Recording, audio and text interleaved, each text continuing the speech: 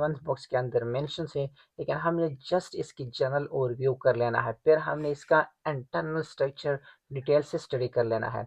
तो फिजिकल की अगर हम बात करें, फिजिकल का मतलब क्या होता है, अब आप इसको टच कर सकते हो। अस्सलाम वालेकुम डियर ईटा एस्पिरेंट्स, उम्मीद करता हूँ कि आप ठीक ठाक और खैर वाफियत से होंगे। जैसा कि आपको पता है कि ईटा के ऊपर हमने सीरीज स्टार्ट किया था, और स्पेसिफिकली अगर मैं जनरल साइंस के ऊपर बात करूं, क्लास 4 से लेकर up to class 8 general science के अंदर हमने स्पेसिफिक कुछ चैप्टर को स्टडी किया है अभी तक।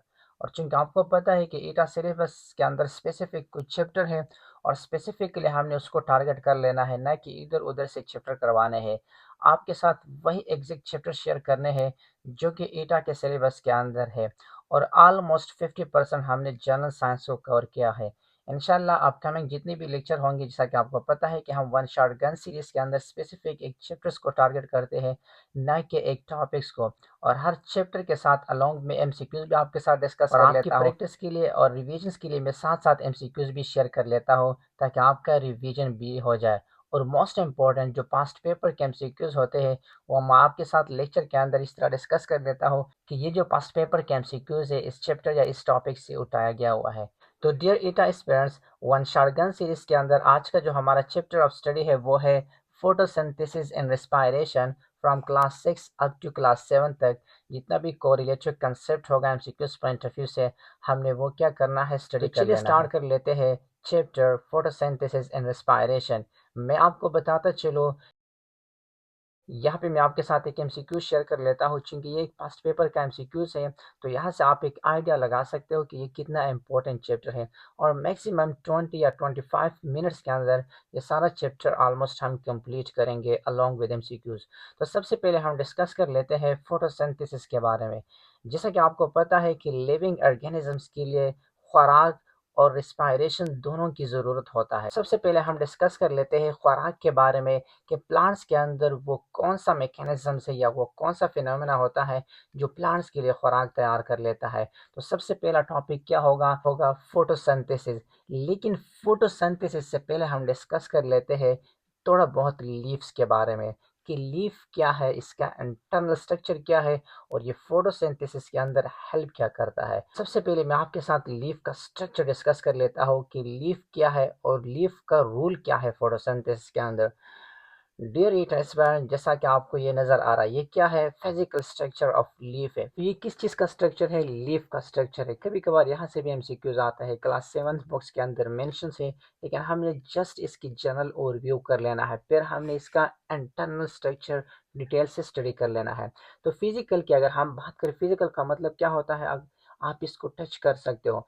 तो देखिए, इसके सेंटर में ये जो एरिया आपको नजर आ रहा है, ये क्या है, लेमिना है। ये क्या है, लेमिना है। तो एमसीक्यूज पॉइंट ऑफ व्यू से आपसे ये भी पूछ सकता है कि जो लीफ होता है, इस स्पेस फुल होता है, इसको लेबलिंग के थ्रू आपसे पूछ सकता है कि ये कौन सा पार्ट है।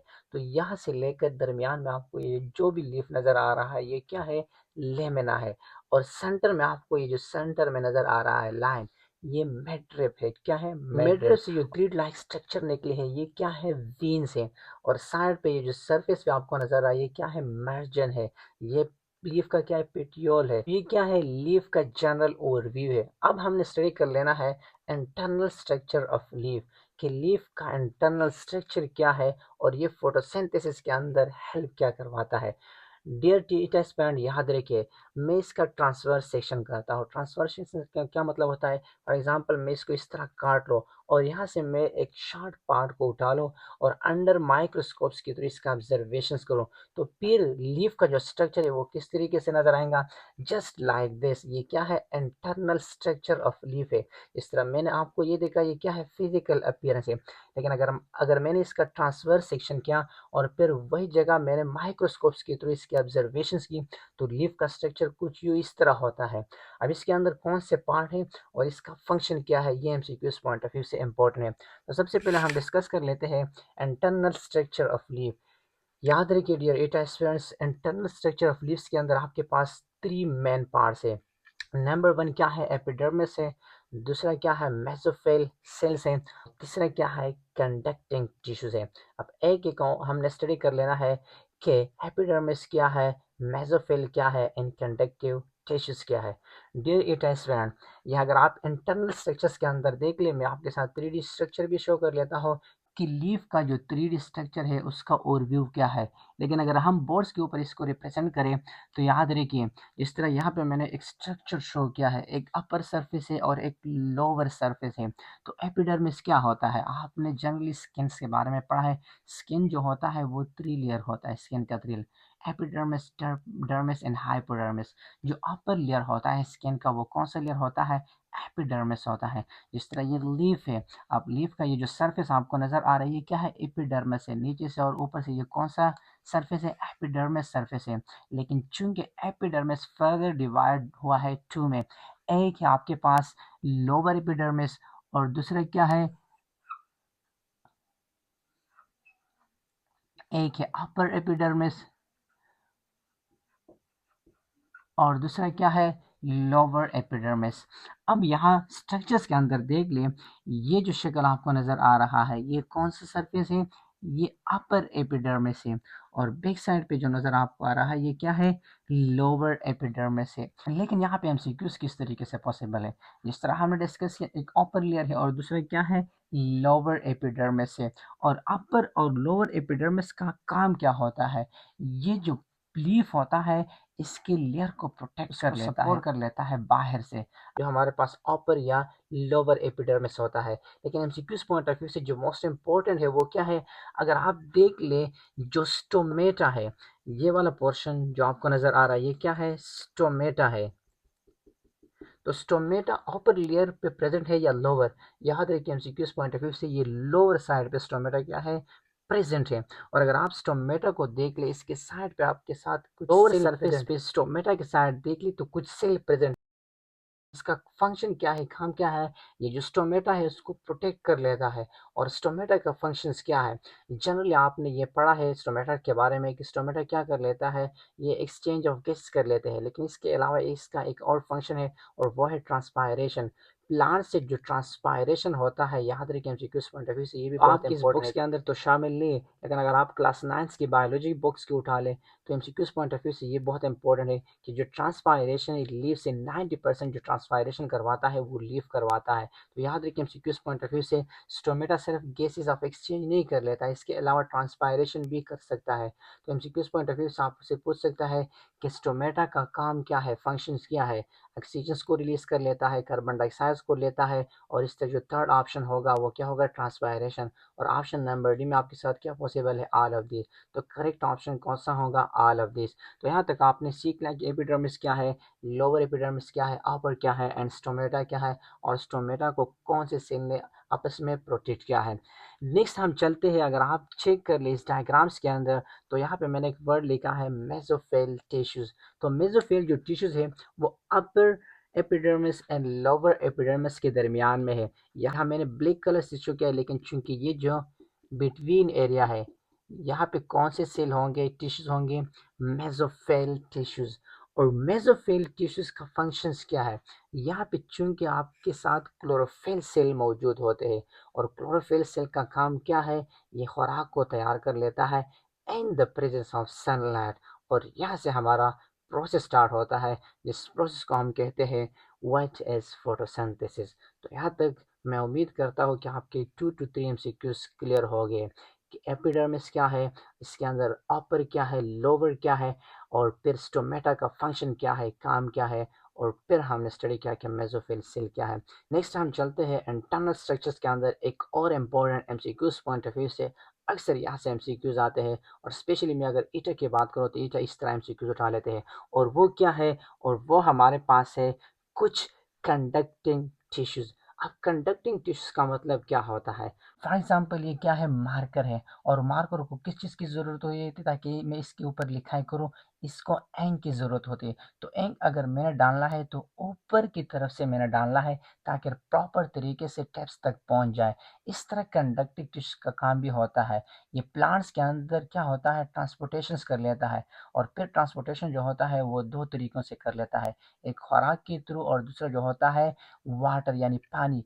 प्लांट्स के लिए खुराक भी ज़रूरी होता है और इस तरह पानी, और ये दोनों कौन करता है, कंडक्टिंग टिश्यूज। वो कंडक्टिंग टिश्यूज कौन से हैं, एक जाइलम है और एक क्या है, फ्लोएम है। तो एमसीक्यूज पॉइंट ऑफ व्यू से पॉसिबल आपसे पूछ सकता है कि प्लांट्स के अंदर कंडक्टिंग टिश्यूज कौन से है, फ्लोएम है, जाइलम है, option number both and option number D none of this. तो याद रखिए कि आपके पास करेक्ट ऑप्शन कौन सा होगा, option number C mean both, phloem cell भी और इस तरह जाइलम सेल भी, ये क्या है, कंडक्टिंग चीज है।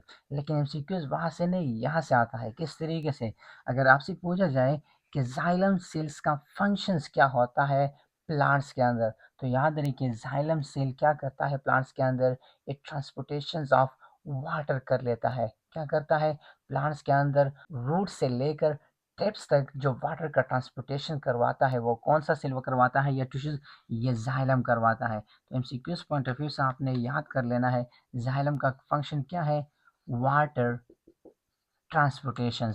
लेकिन अगर आप इसके अपोजिट देख लें तो दूसरा क्या है, फ्लोएम है। फ्लोएम का काम क्या होगा प्लांट्स के अंदर, याद रखिए फ्लोएम का काम होता है ट्रांसपोर्टेशन ऑफ फूड। लेकिन यहाँ पे भी अक्सर आप लोग कंफ्यूज होंगे, तो आपके कंफ्यूजन्स को दूर करने के लिए यहाँ पे मैं आपके साथ एक ट्रिक्स कर लेता हूँ। ट्रिक्स क्या है, अगर एमसीक्यूज आ गया कि प्लांट्स के अंदर फूड का ट्रांसपोर्टेशन फ्लोएम कर लेता है और या जाइलम, और अगर आप कंफ्यूज हो गए तो फिर आप क्या करेंगे, तो आपकी आसानी के लिए यहाँ पे मैं एक ट्रिक्स यूज़ कर लेता हूँ।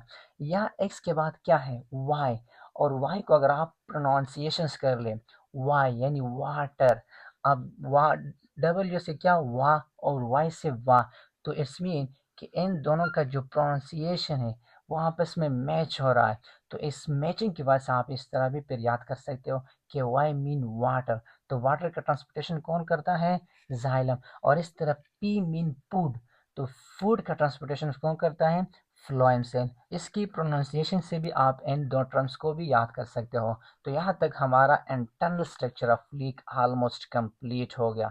नेक्स्ट हम चलते हैं जो कि टॉपिक है फोटोसिंथेसिस, बहुत इंपॉर्टेंट है और यहाँ से एमसीक्यूज रिपीट हुआ था। वो एमसीक्यूज ये है, सबसे पहले हमने टॉपिक्स क्लियर करवाना है, फिर आपने खुद से इस एमसीक्यूज को भी सोल्व कर लेना है। तो जिस तरह मैं अक्सर बात कर लेता हूँ बायोलॉजी के अंदर या साइंस के अंदर, वर्ड्स मीनिंग अंडरस्टैंड कर लेना बहुत इंपॉर्टेंट होता है।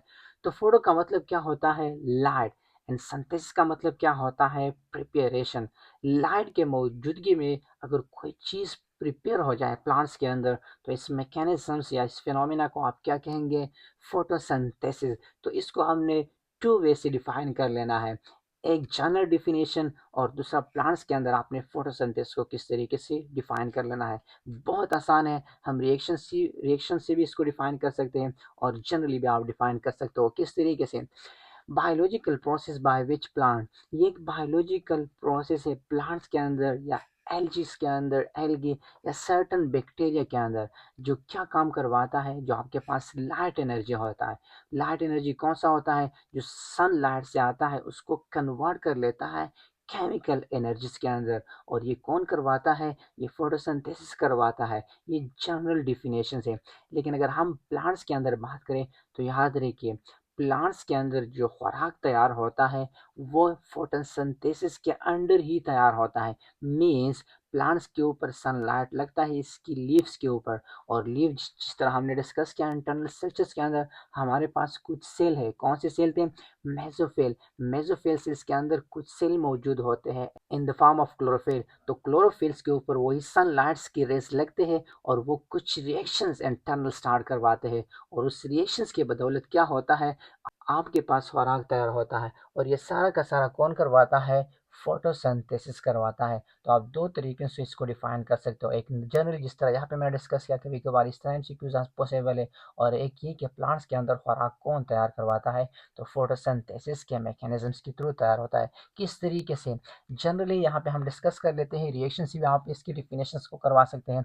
फॉर एग्जाम्पल ये क्या है, आपके पास सनलाइट है और सनलाइट लीफ के ऊपर मीन्स प्लांट्स के ऊपर लगता है, और प्लांट्स के अंदर स्पेसिफिक लीफ और फिर लीव्स की कुछ किस पार्ट्स के ऊपर, इंटरनल स्ट्रक्चर्स के ऊपर। तो यहाँ पे क्या होता है, रिएक्शन स्टार्ट होता है, और रिएक्शंस की रिजल्ट में क्या होता है, क्योंकि आपको पता है अभी मैं आपके साथ बातचीत कर रहा हूँ, लेक्चर रिकॉर्ड कर रहा हूँ, तो इस दौरान क्या होता है, एनर्जी रिलीज होता है। तो यहाँ एनर्जी के रिजल्ट में मैं कौन से एयर को बाहर कर रहा हूँ, CO2 को, और कौन से को इनहेल कर रहा हो, ऑक्सीजन को। अब ये जो CO2 है ये प्लांट यहाँ से खुराक तैयार कर लेता है इन द प्रेजेंस ऑफ सनलाइट। तो यहाँ पे जो CO2 होगा, क्योंकि आपको पता है कि एनवायरनमेंट के अंदर नहीं होता है, तो आपके पास वाटर भी होंगे। तो इन दोनों को कंबाइन करके सनलाइट की मौजूदगी में क्या होता है, आपके पास प्रोडक्ट तैयार होता है, और वो क्या होगा, ग्लूकोज होगा प्लस ऑक्सीजन होगा। और यही ग्लूकोज फिर जो आपके पास प्लांट होते हैं, यहाँ से वो खुराक भी तैयार कर सकते हैं। और फिर फॉर एग्जांपल अगर एक प्लांट है, उसको प्रॉपर तरीके से खुराक मिल गया और इसको अभी फ़िलहाल कुछ ज़रूरत नहीं, तो वो in the form of starch क्या कर लेता है, स्टोर कर लेता है स्टेम्स के अंदर, इस तरह रूट्स के अंदर। और फिर अगर इसको ज़रूरत होता है तो दोबारा से वो क्या होता है, रीयूज़ कर लेता है वही खुराक। और जो ऑक्सीजन होता है वो हमें देता है, कौन देता है, प्लांट्स देता है। तो एटा स्टूडेंट, यहाँ तक तो हमने सिर्फ बेसिक कंसेप्ट को अंडरस्टैंड किया फोटोसिंथेसिस से रिलेटेड। अब एमसीक्यूज किस तरीके से पॉसिबल है याद रखिए। एक तो ये कि आपसे पूछ सकता है कि इस रिएक्शंस के अंदर आपके पास रिएक्टेंट कौन है और प्रोडक्ट कौन है। तो एमसीक्यूज पॉइंट ऑफ व्यू से याद रखिए, फोटोसिंथेसिस के लिए जो रॉ मटेरियल है वो कौन सा होगा, CO2 plus H2O as a reactant के लिए काम करता है। और प्रोडक्ट फिर आपने कौन सा होगा, ग्लूकोज होगा प्लस ऑक्सीजन होगा। और प्रोडक्ट किसके फॉर्म में होगा, इन द प्लांट स्टार्च के फॉर्म में होगा। और एनिमल्स की अगर हम बात करें तो फिर ग्लाइकोजन के फॉर्म में। लेकिन चूंकि हमने प्लांट को स्टडी कर लेना है, तो याद रखिए किस फॉर्म में होगा, स्टार्च के फॉर्म में होगा। एक एमसीक्यूज तो ये हो गया। नेक्स्ट टॉपिक क्या है, how leaf structure help and photosynthesis. Photosynthesis के अंदर जो लीफ होता है उसका काम क्या होता है। इंटरनल स्ट्रक्चर्स के अंदर मैंने आपके साथ मेसोफिल टिश्यूज के बारे में डिस्कस किया। मेसोफिल टिश्यूज के अंदर यहाँ पे कुछ सेल होते हैं in the form of chlorophyll, जो आपको ग्रीन कलर से शो हो रहे हैं। तो इसका काम क्या होता है, इसके ऊपर जो सनलाइट लगते हैं वहाँ पे रिएक्शन स्टार्ट होता है, मेसोफिल सेल को एक्टिवेट कर लेता है। तो इसके रिजल्ट में क्या होता है, प्लांट अपने लिए खुराक तैयार करता है।